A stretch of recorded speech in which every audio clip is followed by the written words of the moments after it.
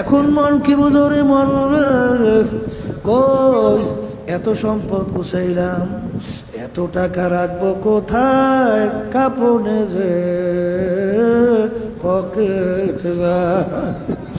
এ দুনিয়াদার পাগল আমার বাবারা।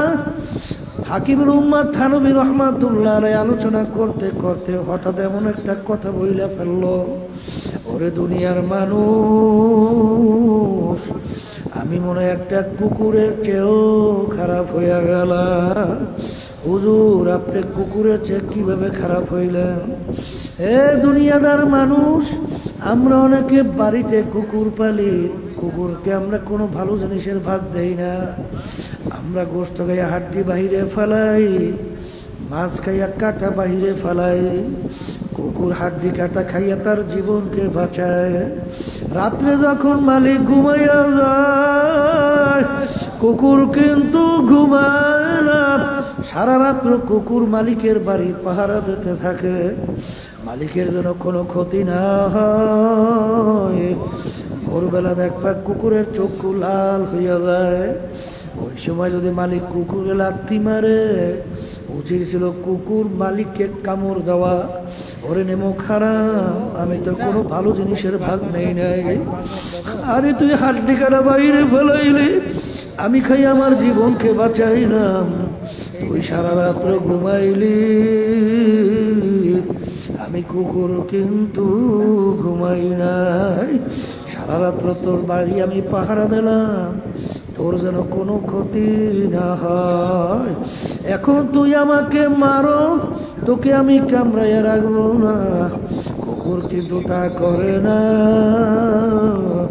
লেজটাকে পেটের নিচে ঢুকাইয়া কান দুইটা নিচের দিকে নামাইয়া বাজার মাথার একটু কাইট কইরা চক্ষু দুইটা বুঝু বুঝু মালিকের দিকে তাকাইয়া কেমন জানি করুণ সুরে ঘেউ ঘেউ কইরা ডাকে।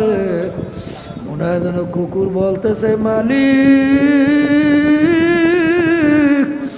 ও মালিক, তুমি আমাকে মাইরো না, তুমি আমাকে মাফ কইরা দাও। থানভী রহমাতুল্লাহ আলাইহি বলে, ওরে মানুষ, আজকে কুকুরটাই ও মালিক চিনল, আর তুমি আর আমি মানুষ হইয়া আমার মাওলার দেওয়া নেমাত চক্ষু দিয়া দেখা, আমার মাওলার দেওয়া নেমাত জবান দিয়া কথা বলি, আমার মাওলার দেওয়া নেমাত ব্রেন দিয়া পড়াশোনা করলাম, ব্যবসা বাণিজ্য করিয়া সম্পদ গুছাইলাম, আমার মাওলার দেওয়া নেমাত হাত দিয়া কাজ করলাম, আমার মাওলার দেওয়া নেমাত পা দিয়া হাঁটলাম, আমার মাওলার দেওয়া নেমাত সূর্যের আলো ভোগ করলাম, আমার মাওলার দেওয়া নেমাত বাতাস টানলাম এবং ছাড়লাম, আমার মাওলার দেওয়া নেমাত ধানের ভিতর থেকে চাউল বের কইরা ভাত পাক কইরা খাইলাম, আমার মাওলার দেওয়া নেমাত পানির ভিতরে মাছ উড়াইয়া পাক কইরা খাইলাম, আমার মাওলার দেওয়া নেমাত গাভীর বান্ধে যে দুধ দহাইয়া পান করলাম, সমস্ত নেমাত আমার মাওলার ভোগ করলাম। কুকুরটাও মালিক চিনল, আর তুমি আর আমি নেমো খারাপ মানুষ, আমার মালিককে চিনলাম না। এই জন্য আমার বাজানদেরকে বলবো, পর্দানে মামুনদেরকে বলবো, এ দুনিয়াদার পাগল আমার বাজানরা, কোন দুনিয়ার পিছনে পড়ছো, কোন বন্ধু বান্ধবের পিছনে পড়ছো, কোন সম্পদের পিছনে পড়ছো, কোন সম্মানের পিছনে পড়ছো, কোন পদের পিছনে পড়ছো?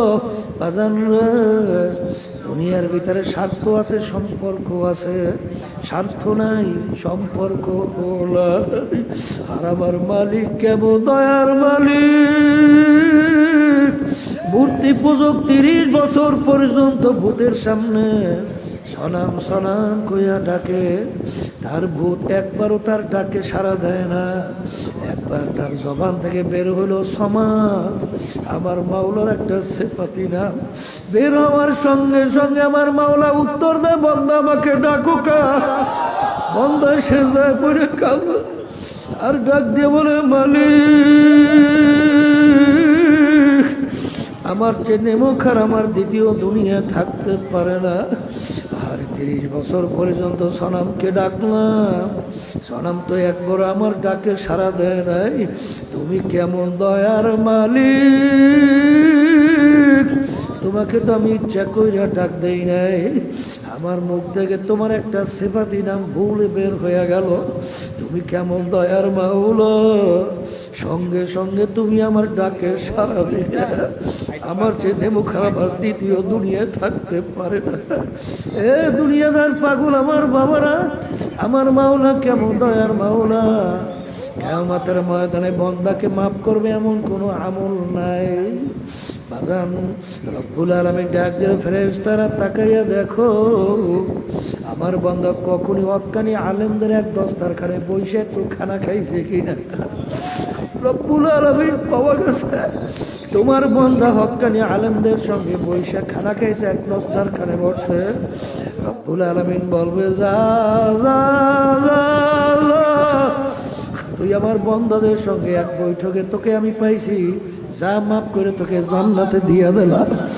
এ দুনিয়াদার পাগল আমার বাবারা, আমার মালিক যখন এই মাহফিলে নিয়ে আসছেন, এখানে অনেক আল্লাহর খাস বান্দারা মজলিসের মধ্যে আছে, অনেক আল্লাহর জাকিরিন শাকিরিন বান্দারা এই মজলিসের মধ্যে আছে। বাজান রে, ধান যেরকম 1000 টাকা দামে মন বিক্রি হয়, আরে ওই ধানের সঙ্গে কিছু চিটাও থাকে, ওই চিটাগুলা ধানের সঙ্গে একই দরে বিক্রি হইয়া যায়। বাজার এখানে অনেক আল্লাহর খাস বান্দারা মজলিসের মধ্যে আছে। আরে মাওলার দরবার দিলটাকে ভাইগা ডাক দাও মালিক। ধান যেরকম নাকি চিটাগুলো ধানের একই দরে বিক্রি হইয়া যায়, তোমার খাস বান্দাদের সঙ্গে তুমি আমাকেও তোমার খাস বান্দাদের কাতারের ভিতরে শামিল কইরা লও। আরে দেখলে আয় কিস্তি বা কিস্তি আপনা দেখলো, গহরে দরিয়া কি अंदर किस्ती ना डो जाने दो, فسوف ترى إذ انكشف الغبار أفرس تحت رجلك آمن হেমারো। আমি আমার বাজানদেরকে বলবো, পর্দালে মা বোনদেরকে বলবো, বাজান আমি আপনাদের জন্য দোয়া করি, আমিও দোয়া চাই। মালিক যেন আমাদের সবাইকে ঈমানকে মজবুত কইরা, আল্লাহর ভয় ভিতরে পয়দা কইরা, খাঁটি মুসলমান হইয়া যেন কবরে যাওয়ার তৌফিক দান করে। আল্লাহুম্মা আমিন। এ ঘরের মেয়ে লোকেরা হাত উঠা, গুনার কথা মনে করো, 2 চোখের পানি ফেলাও, মাওলার দরবারে কান্দো।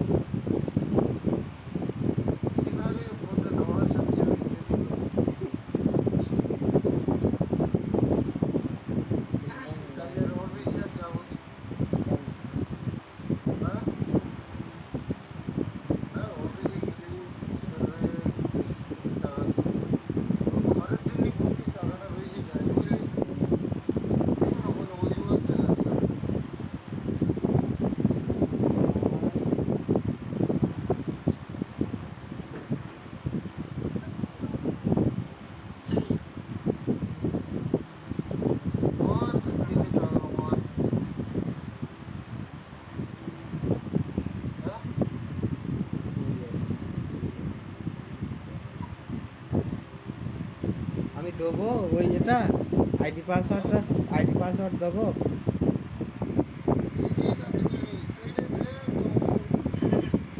সেইটা দিয়ে তুমি ঘরের নাম করো না, যে আমার ঘরটা করতে হবে।